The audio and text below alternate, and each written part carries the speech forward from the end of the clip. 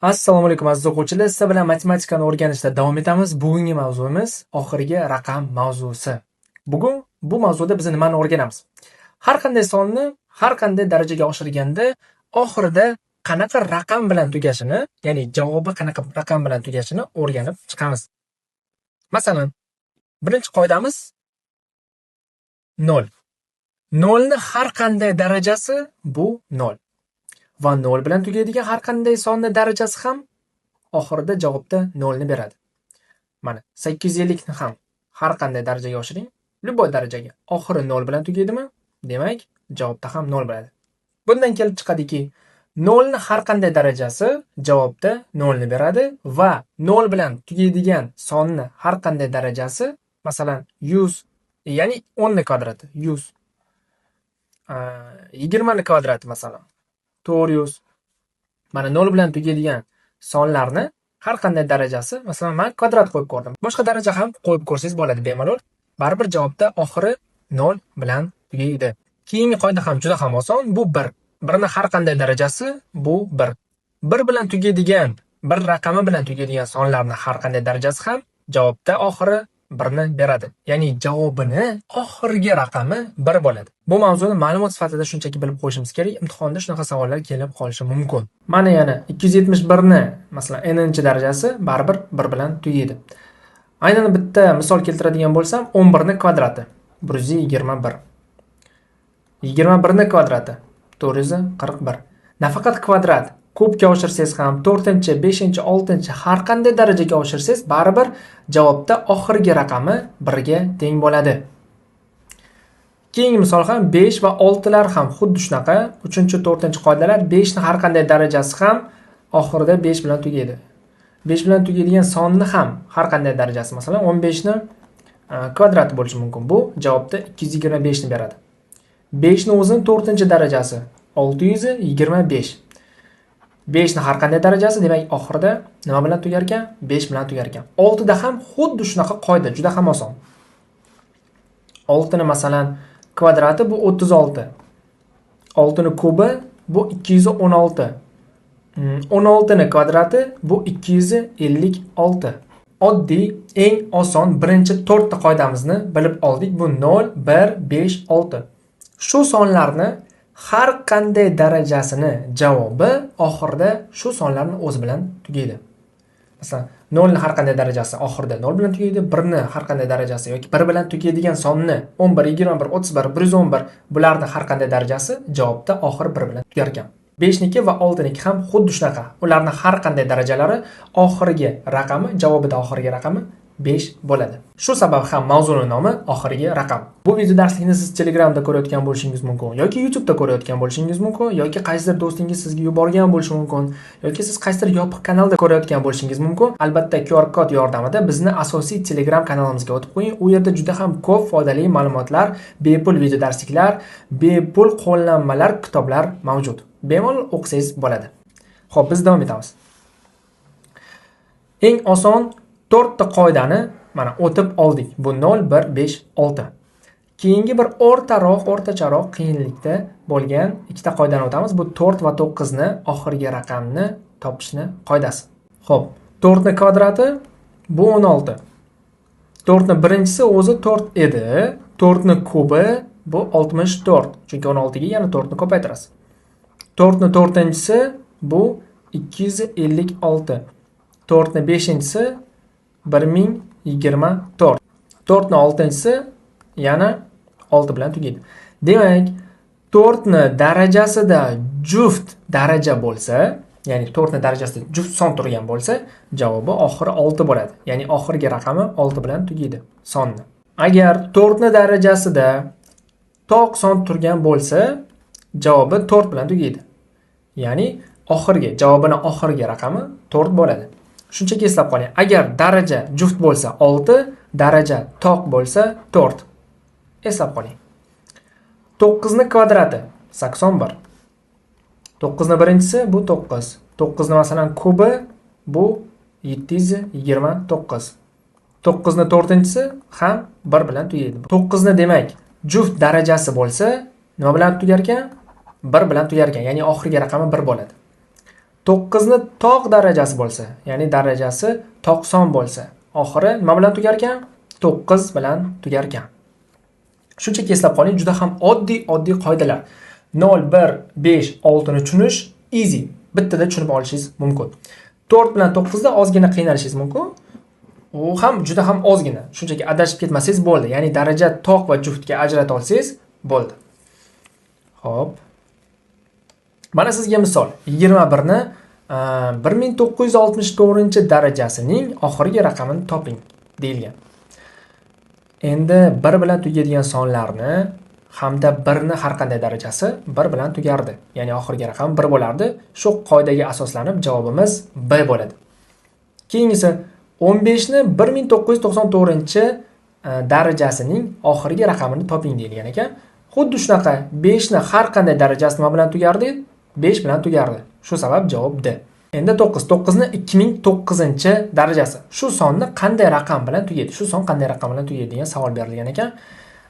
Boygina aytdik, agar 9 ni darajasi tog' bo'lsa, bu 9 bilan tugaydi. 9 ni darajasi juft bo'lsa, bu nima bilan tugardi? 1 bilan tugardi. Hozirgi darajamiz nima bizani? 90 mi? 2009 bu 90. Shu sabab javobimiz 9 raqami bilan tugashi kerak. Demak, javob D, variant D. 24. Bu 4 bilan tugaydigan son. Darajasi qanaqa? Tog' son ekan. Xo'p, 4 ni darajasi tog' bo'lganda 4 bilan tugardi. 4 ni darajasi juft bo'lganda 6 bilan tugardi. Xo'p, daraja bizada qanaqa? Tog' son. Tog' son bo'lgani uchun oxirgi raqam nima bo'ladi? 4 bo'ladi. Shu sabab C variantini tanlaymiz. Davom etamiz. Endi sal qiyinroq joyga keldik. 2, 7, 3, 8 raqamlarda bularni har qanday darajasini biz 4 ga bo'lib topsak bo'ladi. Chunki mana 2 ni 4 ta varianti bor. 2 yoki 2 bo'ladi, 4 bo'ladi, 8 yoki 6 bo'lishi mumkin. Bu qanaqa ishlaydi? Hozir men misol tariqasida ko'rsatib beraman. 2 ni birinchi darajasi 2, 2 ni ikkinchi darajasi 4, 2 ni uchinchi darajasi 8, 2 ni 4-chi darajasi 16, 2 ni 5-chi darajasi 32, 2 ni 6-chi darajasi 64, 2 ni 7-chi darajasi 128, 2 ni 8-chi darajasi 256. 4 marta o'zgaryapti. 2 ga, ya'ni oxirgi raqam 2 ga, 4 ga, 8 ga va 6 ga o'zgaryapti, to'g'rimi? 4 tagina o'zgarish bor bizda. Endi agar daraja bizda kattaroq son bo'lsa, buni qayerdan bilamiz? Qaysi biri bo'lishini? Masalan, 2 ni 32-chisi. E'tibor bilan qarasangiz, 4 marta o'zgarsa, demak buni 4 ga bo'lsak bo'ladi. Ya'ni 5 ni yoki 1 ni 4 ga bo'lganingizda qoldiq 1 chiqadi, to'g'rimi? Qoldiq 1 chiqadi. Qoldiq 1 bo'lganda oxirgi raqam 2 ga teng ekan. 2 bilan 6 ni 4 ga bo'lsangiz, qoldiq 2 chiqadi. Ya'ni 6 ni mana 4 ga bo'lasiz, bittadan berasiz, qoldiq 2 chiqadi, to'g'rimi? 2 ni ham 4 ga bo'lib bo'lmaydi. Shu sababli 0 butun bo'ladi va qoldiq baribir 2 chiqadi. 3 bilan 7 ni ham, masalan 7 ni 4 ga bo'lsangiz, bittadan berasiz, qoldiq 3 chiqadi. Qoldiq 3 chiqqandagi javob 8 ekan. 4 bilan 8 ni 4 ga bo'lsangiz, qoldiq 0 bo'ladi, qoldiq chiqmaydi. Demak, qoldiq 0 bo'lganda oxirgi raqam 6 ekan. Hozir buncha narsani men sizga tushuntirsam, juda ham ko'p informatsiya bo'lib ketadi. Shunchaki oson usulini men ko'rsatib beraman. 2, 3, 7, 8 lar bilan bitta qoida qilib. Masalan, 2 ni 32-darajasi berilgan bo'lsin. Nima qilasiz? 32 ni bo'lasiz 4 ga. Nechtadan? 8 tadan 32 0. Ya'ni qoldiq yo'q, qoldiq 0 ga teng. Agar qoldiq 0 ga teng bo'lsa, siz shunchaki 2 ni 4-darajaga bir oshirib ko'rasiz. Chunki bizda 4 ta variant bor. 1, 2, 3, 4. Bunda 16 bo'ladi. Demak, oxirgi raqam 6 ekan. Bo'ldi, faqat oxirgi raqami. Javobi 2 ni 32-darajasi 16 ga teng emas. Biz shunchaki oxirgi raqamni topdik. Yoki masalan 2 ni 45-darajasi. 45 ni 4 ga bo'lamiz. Hisob qiling, har qanday daraja bo'lganda, 2, 3, 7, 8 ni har qanday darajasi bo'lganda, biz 4 ga bo'lamiz va qoldiqni darajaga oshirib yuboramiz. Masalan, 45 ni 4 ga bo'lsangiz, bittadan berasiz. 4, 0, 5, yana bittadan 4 va qoldiq 1. Qoldiq 1 degani mana bu birinchi qoidaga to'g'ri keladi. Birinchi qoidaning birinchi qismiga. 2 ni masalan birinchisidek degani. 2 ni birinchisi bu 2. Demak, oxirgi raqam 2 ekan. Yana agar tushunmagan bo'lsangiz, yana misol tariqasida ko'rsatib beraman. 3, 7, 8 larni. 3 ni 53-darajasi. Oxirgi raqam nimaga teng? 53 ni bo'lasiz 4 ga. Nechtadan berasiz? Bittadan 4, 13. 13 ga endi 3 tadan berasiz. 12, 1 qoldiq. Qoldiq 1 mi? Endi teng qiling, shunchaki 3 ni birinchi darajasi deb yozib qo'ying va bu necha chiqadi? 3. 3 ni birinchi darajasi bu shunchaki 3. Demak, oxirgi raqam 3 bilan tugar ekan. Endi qoldiq 1 chiqsa birinchi darajaga oshirasiz, qoldiq 2 chiqsa ikkinchi darajaga oshirasiz, qoldiq 3 chiqsa uchinchi, ya'ni kub darajaga oshirasiz. Agar qoldiq 4 chiqsa, ya'ni endi qoldiq 4 chiqmaydi albatta, chunki siz 4 ga bo'lyapsiz. Qoldiqli bo'lishda qoldiq baribir 0 chiqadi. 4 ga bo'lganingizda qoldiq 0 chiqqanda 4-darajaga oshirasiz.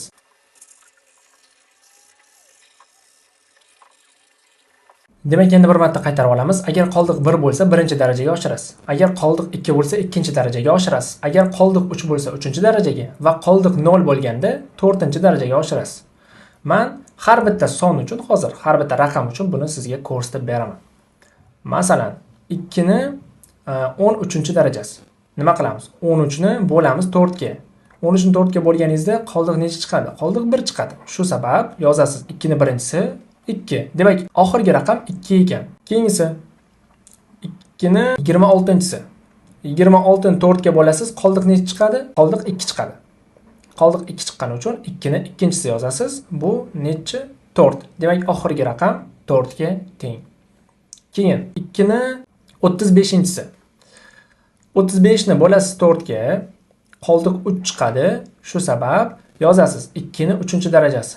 Bu oxirgi raqam 8ligini ko'rsatib qo'yadi. Xo'p, agar 2 ni 36-chisi bo'lsa-chi? 2 ni 36-chisi. 36 ni 4 ga bo'ldingiz, qoldiq yo'q. Qoldiq 0. 36 4 ga bo'linadi, chunki javobda 9 chiqadi, qoldiq 0 ga teng. Qoldiq 0 ga teng bo'lganda siz nima qilib yozasiz buni? Yozasiz 2 ni 4-darajasi. 4-daraja. Javobda 16, oxirgi raqam demak 6 ekan. Xuddi qoidada berilgandek. Mana 1 qoldiq qolganda 2, 2 qoldiq qolganda 4, 3 qoldiq qolganda 8, agar qoldiq bo'lmaganda, ya'ni qoldiq 0 ga teng bo'lganda javob 6, ya'ni oxirgi raqamlari 6. Endi mana bu qoidalarni sizga yodlashingizni so'ramadim. 4k plus 1 bo'lganda 2, 4k plus 3 bo'lganda 8, ya'ni 1 qoldiq bo'lganda 2, 2 qoldiq bo'lganda 4, 3 qoldiq bo'lganda 8 deb yodlashingizni xohlamadim. Shu sabab mana shu qoldiqlarni darajaga shunchaki o'tkazib yuborsangiz, mana 1, 3, 2 ni darajaga o'tkazib yuborsangiz, siz bemalol topib qo'yasiz. Masalan, 2 ni birinchi darajasi 2, 2 ni 3-darajasi 8, 2 ni ikkinchi darajasi 4. Xuddi shunaqa eslab qolasiz. Endi qoldiq 0 bo'lganda 0-darajaga oshirmaysiz albatta, shunchaki 4-darajaga oshirasiz. 4 ta variant bor-ku, 1, 2, 3, 4. Xuddi shunaqa. Qoldiq 0 bo'lganda 4-darajaga oshirishni shunchaki eslab qoling, bo'ldi. 3, 7, 8 lar bilan xuddi shunaqa.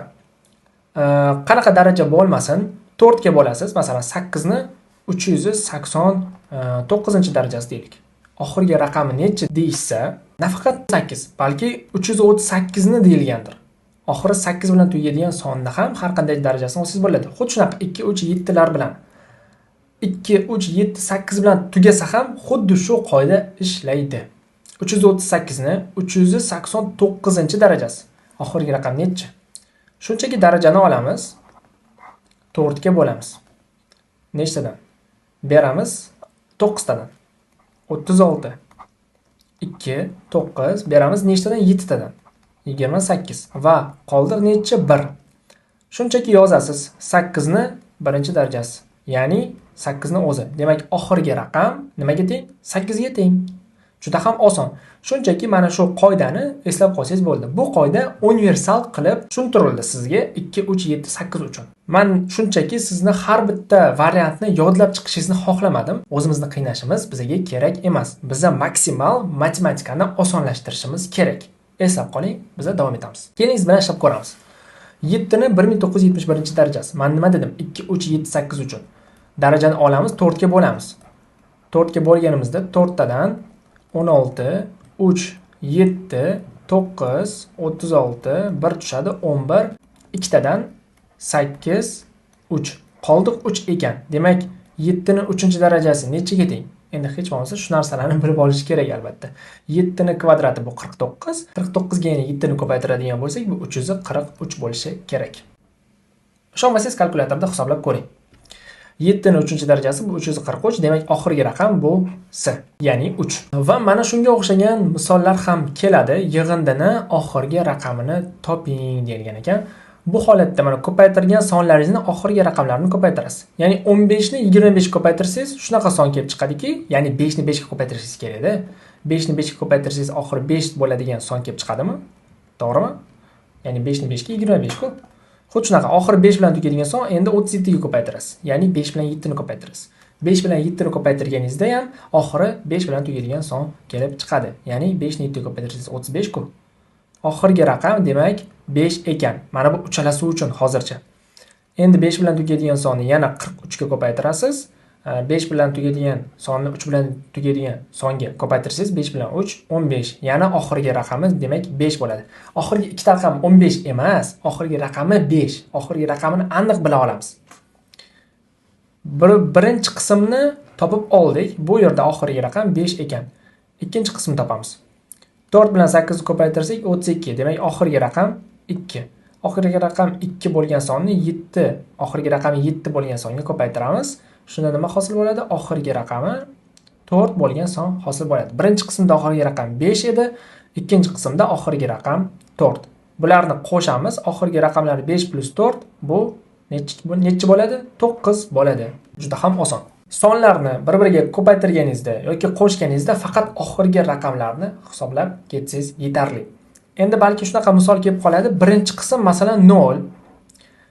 Birinchi qismni hisoblab chiqdingiz, oxiri 0 bilan tugaydigan son. Va minus. Ikkinchi qismda oxirgi raqam 4. Endi bu holatda siz nima qilasiz? 0 dan 4 ni ayirib 4 deb yozib qo'ymang, ya'ni minus 4 qilib ham yozib qo'ymang. Siz shunchaki ozgina o'ylab ko'ring. Masalan, bu 10 sonni ham bo'lishi mumkin. Oldida baribir qanaqadir son bor. Siz 4 ni ayiryapsiz. Masalan 10 dan 4 ni ayirganingizda 0 dan 4 ni ayirib qo'ymaysiz-ku, to'liq sondan 4 ni ayirasiz. Va javobda necha chiqadi? 6 bo'ladi. Oxirgi raqam demak 6 ekan. Nafaqat 10, balki million bo'lishi mumkin. Balki qanaqadir ko'p raqamli sonlar va oxirida 0 bo'lishi mumkin. Siz 4 ni ayirganingizda oxirgi 0 dan 4 ni ayirib qo'ymaysiz-ku. Oxirgi 0 dan 4 ni shunchaki ayirib qo'ya olmaysiz. Butun bir sondan oxiri 4 bilan tugaydigan sonni ayirasiz. Ya'ni xuddi tasavvur qiling 10 minus 4 degandek. Oxirgi raqam demak 6 ekan. Bu shunaqa variant qilib ko'rsatib berdim men sizga. Keyingi misolga o'tamiz. Ifodani qiymati qanday raqam bilan tugaydi? 1 ni har qanday darajasi 1 bilan tugaydi. Demak oxirgi raqam 1. 4 ni biz juft yoki toqligiga qarardik. Agar 4 ni darajasi toq bo'lsa, bu nima bo'lardi? 4 bilan tugardi. Agar 4 ni darajasi juft bo'lsa, bu 6 bilan tugardi. Agar sizni esingizdan chiqib ketsa, bemalol mana shunaqa qilib yozib keting. Ya'ni 4 ni birinchisi, 4 ni ikkinchisi qilib, misol tariqasida o'zingizga shpargalka qilib oling. Doskaga bemalol qilib olsangiz bo'ladi yoki daftaringizga imtihonda ham bemalol chekkaroqda qilib olsangiz bo'ladi agar shunaqa savol tushib qolsa. Bizning holatda 14 darajasi juft son bo'lgani uchun oxirgi raqam 6 bo'ladi. Ya'ni bu qoida faqat 4 ga emas, 4 bilan tugaydigan sonlarga ham amal qiladi. Minus 13 ni 3-darajasi. Endi 13 ni 3-darajasida biz bilamiz qanaqa qilishni. 2, 3, 7, 8 ni boyagina ko'rsatdim. 3 ni 4 ga bo'lishimiz kerak. Endi 3 ni 4 ga bo'lganingizda qoldiq albatta 3 bo'ladi. Chunki 3 ni 4 ga bo'lib bo'lmaydi. Butun son bu 0 bo'ladi va qoldiq qoladi 3. 3 qoldiq qolganda siz 3 ni kubini topishingiz kerak. 3 ni kubi bu 27, ya'ni oxiri 7 bilan tugar ekan. Oxirgi raqamni 7 qilib yozib olaman va minus 8 ekan. Va minus 8. 1 plus 6 bu necha bo'ladi? 7 bo'ladi. Oxirgi raqam 7. Oxirgi raqam 7 minus oxirgi raqam 7 va minus 8. Mana bu holatda oxirgi raqam 7 minus oxirgi raqam 7 bo'lsa, bu yerda oxirgi raqami 0 bo'lgan son hosil bo'lib qoladi. Masalan 27 minus 17 bu 10 ku, oxirida 0, to'g'rimi? Xuddi shunaqa qilib. Endi bundan nechini ayiramiz? 8 ni ayiramiz. Man -8 yozmayman, man 8 yozmayman. Man bilaman. Mana bu yerda qanaqadir raqamlar bor. Bu qanaqadir son. Shu sabab men 0 dan shunchaki 8 ni ayirib yubora olmayman. Bitta qarz olaman, bu 10 bo'ladi va 10 ni 8 dan ayirganimda oxirgi raqami 2 chiqadi. Boya ham tushuntirib berdim. Endi yana bir marta tushuntirib beryapman. Shunchaki eslab qoling. Agar oxirgi raqami 0 bo'lsa va minus qanaqadir son qilsangiz, siz 0 dan ayirib qo'ying buni. Bitta oldidan qarz olingda, buni 10 qiling, 10 dan ayiring. 8 nimi, 7 nimi, 4 nimi, xuddi men tepada ko'rsatgan variantimga o'xshab. Xo'p, davom etamiz. Umuman olganda oxirgi raqam mavzusi mana shuni o'zi. Hamma qoidalarni ishlab chiqing. Men sizga uyga vazifani mana shu video darslikdan keyin yuboraman, ko'rsatib qo'yaman, qaysi mavzudan, qaysi misollarni ishlash kerakligini. Sizni qanaqadir savollaringiz bo'lsa, albatta kommentariyada, gruppada yozing yoki meni lichkamga o'tib yozsangiz ham bo'ladi. Iloji boricha gruppada yozishga harakat qiling, chunki hammamiz bir-birimiz bilan gaplashadigan bo'lsak, bizlarni o'qishimiz, o'rganishimiz anchagina tezlashadi. Xo'p, sog' bo'ling, salomat bo'ling. Men hozirning o'zida keyingi darslikni tayyorlab, iloji boricha tezroq siz bilan ulashishga harakat qilaman.